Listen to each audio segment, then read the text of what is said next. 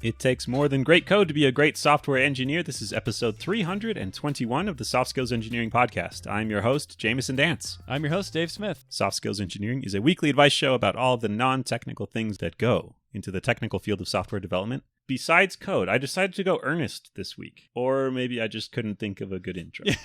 But let's go with earnest. Yes. I'm not lazy, I'm earnest. What exactly did you mean by earnest in this context? I don't know. It's not a joke intro. It's like a real intro. Oh, okay. Although some could argue that many of our intros are not jokes because they're not funny. Failing one of the key criteria of being a joke. But this one's not funny on purpose. Ah, yes. It's not supposed to be funny. It's supposed to be deep and meaningful. It's ironically unfunny, which actually makes it a joke again. It cancels out. Okay, yeah. The irony has overflowed. Yeah, it's wrapped around. Yeah, now it's funny again. Too many levels of irony. Do you want to thank our sponsor, Dave? I do. This episode is sponsored by Compiler, an original podcast from Red Hat discussing tech topics big, small, and strange. More about them later. I also want to thank our patrons. Thank you to the folks we shout out every week, who are Kenzie Dodds, Theodore Savin, Memester Josh, Jenny Kim, Owen Shartle, Craig Motlin, I Love Mavis, The Stochastic Parrot, Alice Jost, Andrew Pollock, No Cheating, Leanne Fairpwilligewin, I'm lost in there. Robin Williams. Did someone put Robin Williams in the name of this? Go. That name of the really long town in Wales.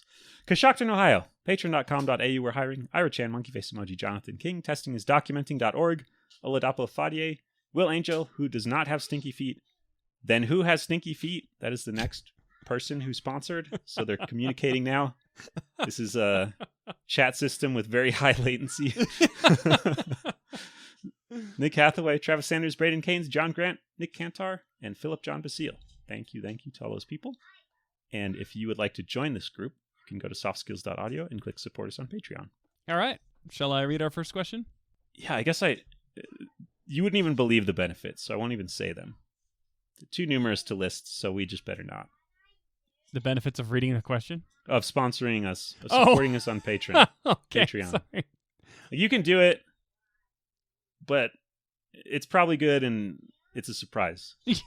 Okay. You'll find out when you do it. So if you want to be surprised, go to softskills.audio and click support us on Patreon, is what you're trying to say here? Is this what I'm getting? I think so, yeah. Okay. Or if you can hear my child in the background, maybe you can support us at the level where I can afford podcast-specific child care. And then the audio quality will improve. That's a good point. We should create a new level for that. Jamison's babysitter. Yeah. Right now, that babysitter is called iPad. But it's failing. It was rejected today. What you don't know is that we're actually recording this in a professional studio. It just happens to be that the podcast next door is full of children. They're delightful children. Yeah, do you want to read our first question now? Yes, this comes from an anonymous listener who says, how do you politely tell a reviewer, politely, yeah, it does say politely twice, that wasn't just me. Okay. Quote, your suggestion is stupid. I will not do it. When you get stupid review comments. If you don't do it, then the pull request can't move forward because of unresolved issues. If you do it, then you're compromising your design you've worked weeks on for some flyby random comment. Oh, I feel this one in my bones. Are you the commenter or the person, the recipient of the comment? How do I tell you I will not do this without blocking this? I know for a fact, Jamison, this one has to resonate with you on the receiving end because you're a people pleaser. As am I. Yeah. It depends on if I don't have any approvals, though. It depends on what the structure is like. Is it that they have rejected the pull request? Mm-hmm. Is it that they did not approve it, but I have other approvals? If that's the case, then I'm happy to leave a pull request to this pull request welcome comment and then just merge it. I'm actually surprised to hear this about you. I would have expected you to get hamstrung on the fact that there's someone out there who does not absolutely love your code. I hate my code, so I'm fine if other people don't love it. That's just something we have in common. We're just better friends. You're like, I agree. Squash and merge. Yeah. I don't know. That's a good point. I don't know. I don't think I'm paralyzed if I have a way around it. That's interesting to hear about you. It's not every day that I learn something new about you, given how many hours we've spent talking on this podcast. But I'm the kind of person where it's like, okay, I've got all my approvals. I'm going to go, someone thinks there's something different. I would then spend a bunch of time either trying to build a persuasive argument that they should agree with me and just let me ship it, or incorporating their changes or something. Or maybe what you said, similar to what you said, is, yeah, I'll circle back and address those in a future PR. Yeah, which means never. Yeah, when we have time to clean up that tech debt, your suggestion sounds great, and you will never have time. And you get stupid review comments.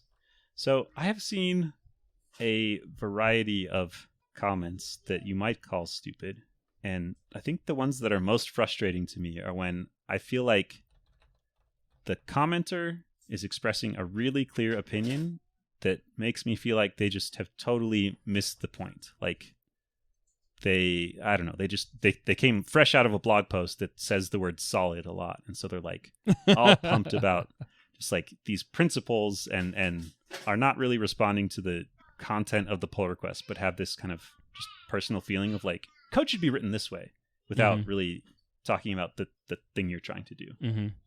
That's the stuff that is the most frustrating to me. Like disagreements of the right way to do things, I think I'm better at engaging with. But if someone's like, well, actually, I read on dev.to or whatever that website is that you're supposed to like put this many numbers of spaces, then what do I do? Yeah, and I say pull request welcome and close it. Pull request on my pull request. Yeah. And then what happens when you complain about their pull request on your pull request? Do they have to then say the same thing back to you? Pull request on my pull request on your pull request. Welcome. Yeah, it's an endlessly rising tower. It's pull request all the way down.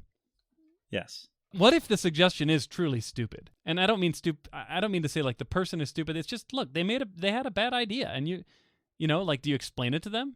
Do you explain why it's a bad idea? It also probably depends on the power dynamics between you two. Like if you're peers or if you're maybe more senior or experienced than this person, then it's a lot easier to say, I think I disagree and here's why. And you kind of like acknowledge it and then move on. But again, I think it comes down to if they are currently blocking this from going forward. Yeah. And if they are, then that's a harder problem because you have to talk to them. It's going to take longer. You can't just do it. I think you're right on with the power dynamic thing. Like if you're a more senior engineer and the person leaving the suggestion that you think is stupid, I'm going to just put this right back on the question asker because I don't usually like to say the word stupid to describe someone's PR comments. But if you think something is stupid and you're more senior, I think you owe it to the person because of your seniority to take it as a teaching moment and explain why it's not a great idea. And this is a very fine line to balance, but this is what makes a great senior engineer great, is the ability to explain something with the heart of a teacher that's not condescending and doesn't wreck the relationship, but does educate, you know? So like if there's an objective reason why it's a bad idea, you should explain that reason. Like you owe it to them, because if you don't, they're just going to go make that same comment on some other PR and end up just wasting time. There's that. Have you heard that phrase that it takes way more time to refute BS than to say BS? Oh, no, but man, that is so true.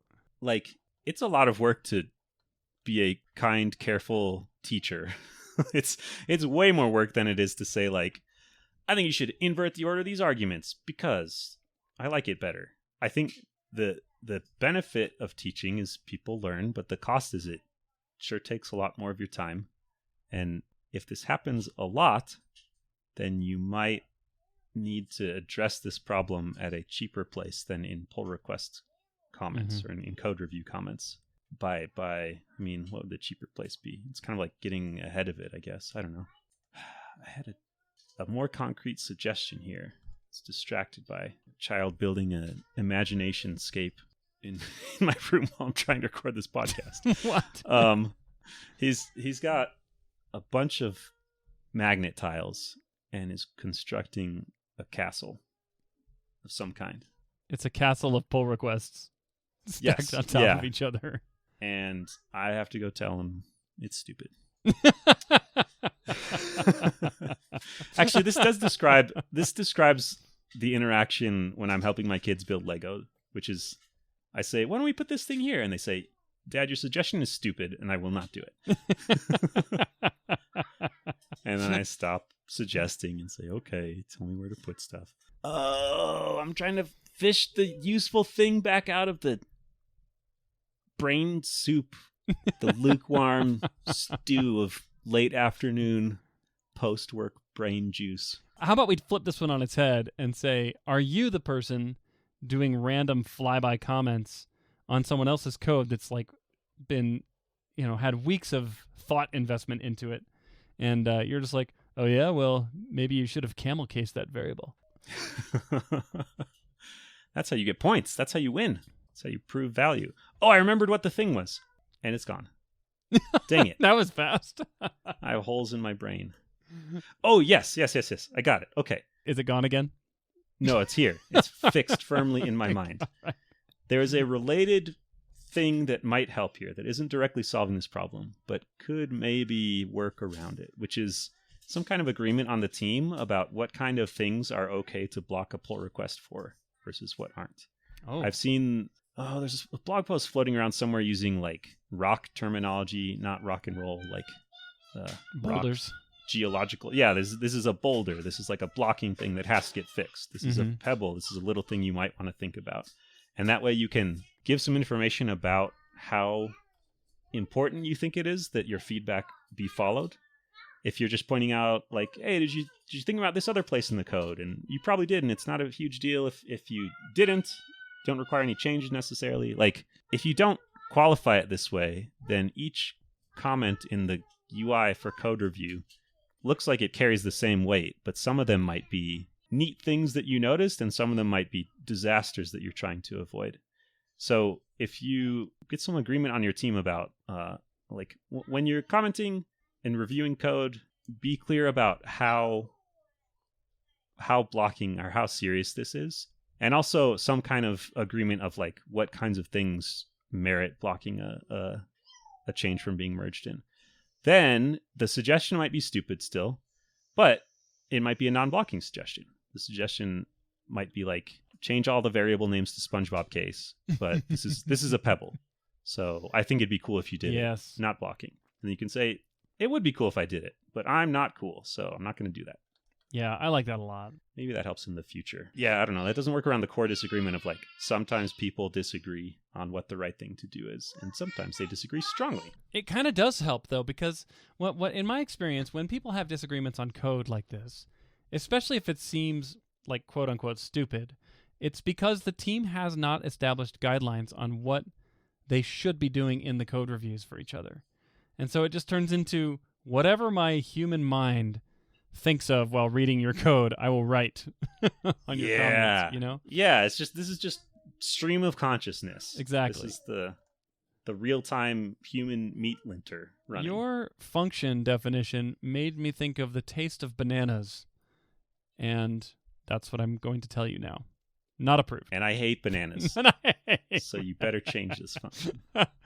And so, yeah, I think your idea to establish ground rules about what is and isn't acceptable in a code review is a really good idea. So, okay, like let's say that you do that, but then you still get stupid comments, quote unquote stupid, because it's like, and they're just stupid boulders. They're mountains. Yeah, your boulder is mountain stupid. ranges. Your mountain is stupid. I think that in this case, I like to ask people point blank, hey, should we hold up the merging of this code review for your comment? Just ask them point blank. Do they insist on it? Right?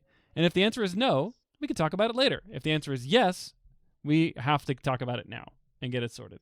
And because, like you said, Jamison, like, what was it, the phrase you used a minute ago? It's easier to something than respond to something. What was it? Oh, it's easier to say BS than to refute it. Exactly. And the problem there is externalities, right? Like the BS writer or producer does not have to pay the cost of the BS consumer, right? So why not share that cost by forcing them to answer the question? Ah, write write me a blog post about why this isn't stupid instead of I write you a blog post about why this is stupid. Yeah. Yeah. Can you imagine getting that response? You're like, hey, I think like you should it. change your variable name. And the response is, please write a blog post about why your idea isn't stupid. It's like the most passive-aggressive response ever.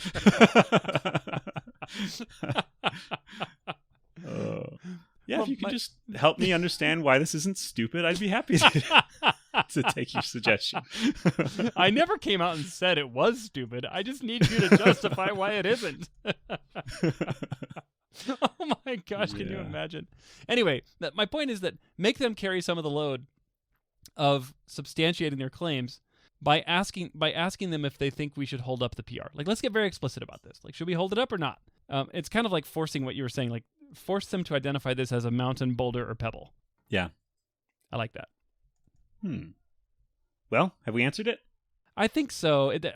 It's so hard to know the right thing to do, but I think in the end, kindness will prevail and should prevail, right? So don't tell them their idea is stupid, but you could definitely say something like, from my perspective, this doesn't seem like a good idea. I have a few reasons for it, but can you give me more perspective on you? Like, in other words, don't invest a whole crap ton of time, right? Yeah. But do the minimum amount of effort to kindly express that you don't agree necessarily with their approach, and could they please explain more? And if they can't, if they're like, never mind, move on, great. Yeah. And maybe actually sometimes you might find out that you're the stupid one. That's happened to me before. The stupid was coming from inside the house. It was within you this whole time. Yeah. Yeah. I also like your suggestion a lot about asking them if this is worth blocking shipping this, because that's a hard question to say yes to. There's just there's a lot of pressure. Yep. So this is, you could use that for evil potentially, but like that will require more justification on their part than like, I think this should be different, because you're making the cost more clear to them of following that. I agree. All right. Okay. Now it's been answered. Hey, Jamison, have you heard about that podcast from Red Hat called Compiler? Isn't it the podcast that transforms human voices into bytes interpretable by machines? Yes, that's the one. Like every podcast. So the show Compiler comes to you from the makers of Command Line Heroes and is hosted by Angela Andrews and Brent Simoneau. Yeah, I've listened to it a bit. I listened to episode 18, which is about productivity, and I learned about the co-action effect, which I will not explain to you so that you go listen to it. Aha. I hadn't heard of that before, and it was cool. They also had an episode on compilers, and there were fewer really corny jokes about the name of the podcast than I expected, but very informative. They had one of the GCC developers on there to talk about compilers, which was great. Yeah, I've been listening too. It's an awesome show. I liked the episode on how Red Hat ran a long-standing, like multi-year, I want to say 10-year challenge for employees to hack their monitors inside the building to put up a meme image. And I don't want to spoil it, but let's just say that it ends with a business cat.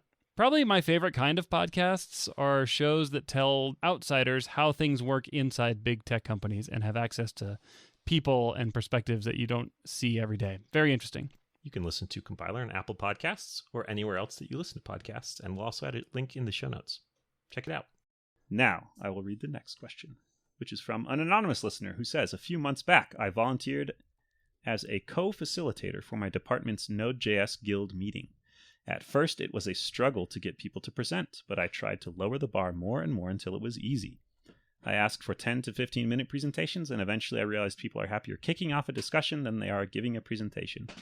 All the listeners are more engaged too, at least after the first 2 meetings doing this. Now I want people to share half-baked code or problems they're struggling with as part of our discussions. I want people to be able to be vulnerable. If we don't collaborate on common problems until we feel they're polished and won't reflect badly on us, then we will all waste time solving the same problems. I also want to scale this across 15 to 25 small Scrum teams. I think success could be my demise. If we have good discussions, then more people will come, but people don't want to be vulnerable with a larger group. In general, I think my own Scrum team is very open and vulnerable to each other, but the remote work in the department has created distance. I want to help create more collaboration on similar problems and solutions. What would you do to keep this going and improve it? I want to scale this across 15, 25 small Scrum teams. Does that mean 15 to 25 individual teams doing the same thing, or one giant mega guild meeting with 15 to 25 teams worth of people in it? I feel like the second one is, those are both hard, but for very different reasons, I guess. They're different failure modes. Having 15 to 25 different teams do it individually means that like most of them will do it poorly, but some teams will probably do it well. And if you have them all in one big group, that means that probably nobody will nobody will do it well, probably. All at once, though. Okay, I have an idea. I'm going to assume that this is for, they mentioned a larger group, so I'm assuming this means like the guild meeting becomes larger and more people participate. And how do you keep it open and vulnerable? You can't, first of all, like there's just a different vibe to a meeting with 10 times as many people, however many times as many people will be in here. There will be people who, no matter what you do, will not participate fully in a group this big. So you are making some trade-offs of like, there's just a ceiling you will not go above of how comfortable and vulnerable it can be. But one thing you can do is use people who are respected to model the behavior that you want. So if you want this to be vulnerable, if you want this to be about showing off half-baked ideas and things people are struggling with, you need to find people that are well known to be competent and capable and have them demonstrate the level of half-bakedness that you want brought to this meeting. People who are well known for being competent and capable, who are about to expose that they are imposters. Yeah. Like if you want to make it clear that, I mean, one thing you could be afraid of is if you say, I'm struggling with this thing, then someone will just scoff you and say, why don't you Google that, you poor fool? And I don't know, just get get feedback that equates to you are dumb. So you take these people that you know are smart and you show them being vulnerable, and that will engage the group, I think, to participate in a healthy way with this vulnerability, and also show this is like if this person can show off their dumb thing they're stuck on, then I should be able to as well.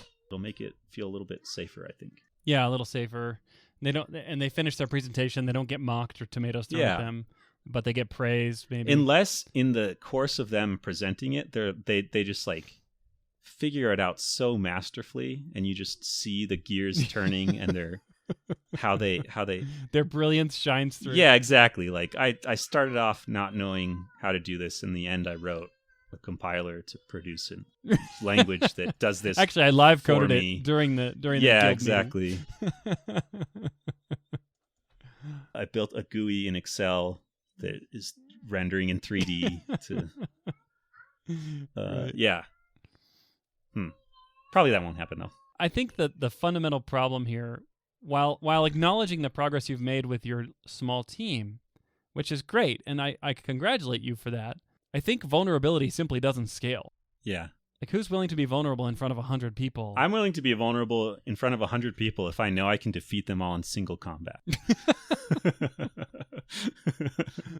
Is this how you get through conference talks? It is. Yeah. None of this imagining people in their underwear. No. Imagine them at my feet, boxing gloves on. Headless. Yeah. As I stand in a victory pose. All of them. With the ref holding one of your glove-clad hands in the air. That's pretty violent. Yeah. That was good of you to be vulnerable about what's actually going on inside your mind. Fortunately, there's only 3 people listening, and they're all related to you. Yeah. Even my family doesn't listen to this thing. If they want to know more about me, my vulnerability, then tell them. Like, is there a way to... I don't know. I really don't think true vulnerability will ever scale to the degree that you want it to with 15 to 25 Scrum teams. I mean, we're talking, if a team is 2 people, this is 30 to 50 people. If a team is 3 people, we're talking 45 to 75 people. It's a pretty big group for someone to come and, quote, be vulnerable. Maybe you have to reduce the size of your teams to 0. Oh. Well, then it scales very well. Yeah, that's true. It's like Big O of 0. It's great. Better than constant time. I mean, you're just not going to... I think you're going to be challenged to find... What you'll find is that the same 10% of people are willing to stand up in front of 30 to 75 people and say, I made the following mistakes, and here's everything on display. If you want people to consistently and uniformly contribute, I think you've either got to keep it a small group or pivot the format so that vulnerability is not a prerequisite to present. Feel free to have people share things that are good, share accomplishments, but not hey, I'm going to do a open heart retrospective right in front of you on all my mistakes. I don't see that scaling well. I think similarly to how if your technical systems have to scale an order of magnitude, they usually have to change. I think that's probably true for meetings too. If you're scaling the attendees in order of magnitude, then it's going to have to be redesigned.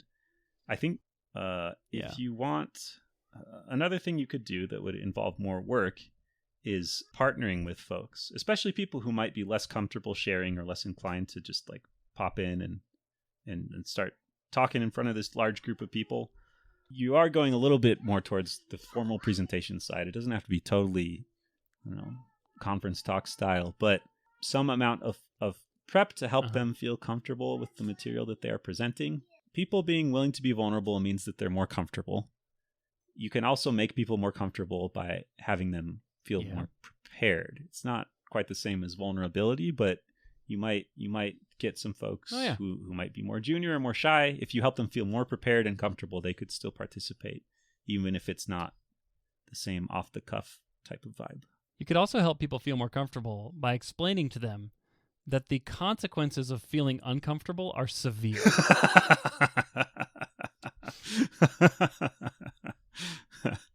You may have noticed a new little icon in the corner of your Zoom window. Sensing discomfort. Your little color code that turn red as the algorithm detects discomfort and invulnerability.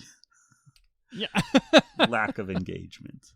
Yeah. I also think, just going back to your comment about how when you scale things to a new order of magnitude, you have to redesign the things. The premise here is that you've got people who are comfortable to kick off a discussion rather than giving a presentation. Well, in my experience, it's hard to kick off a discussion with 30 to 75 people. Yeah. There are no discussions at that level. Yeah. There is only a one-to-many broadcast of information. There is not a many-to-many. Or you're watching like a performance of like two people discuss in front of 70 people. Yes, a panel. And maybe there's your answer, is like a panel discussion. Like do that on purpose. Okay, yeah. Mm-hmm. Yeah. Now, again, you're back to the vulnerability thing. Who's willing to be on the panel? And I think the answer is it might be easier for people to kick off a panel discussion where there's some vulnerability involved, knowing that the audience is not invited to chime in, except for the three people you're sitting in chairs with at the front of the stage. Yeah. Or you train them to be able to defeat the audience in single combat. Perfect. That way you don't have to have everyone feel like they can defeat everyone else in single combat, which is impossible, obviously. Yeah. But if you pick the panel, then you can say, okay, these people are just they have good things to say, and also they've got the most potential to be experts in martial arts. And it's mathematically feasible again. Yeah. Especially if they group up, then can like stand back to back and I'm imagining the Google form for signing up to be on the panel. It's like, how many weeks of martial arts training are you willing to take before you hit the panel? 1 week? 2 weeks? Or 10 weeks? Yeah. This will affect the likelihood of you being chosen. It's a blind interview process, but we do need to know how much martial arts training you're willing to. It's blind because you need to put on a blindfold and kick the lid off of a like a soda bottle. Right. That's what we mean by blind audition. Yeah. You're blindfolded. Precision strikes. Yeah. These are good answers. Yeah, they are. These are really good answers. I agree. I'm glad we could be vulnerable together with each other to come to this place. Oh, jeez. All right. Well, did we answer the question? Yeah, I think so. What do you do to keep this going and improve it? Yeah, just bring food. That's the secret. Yeah.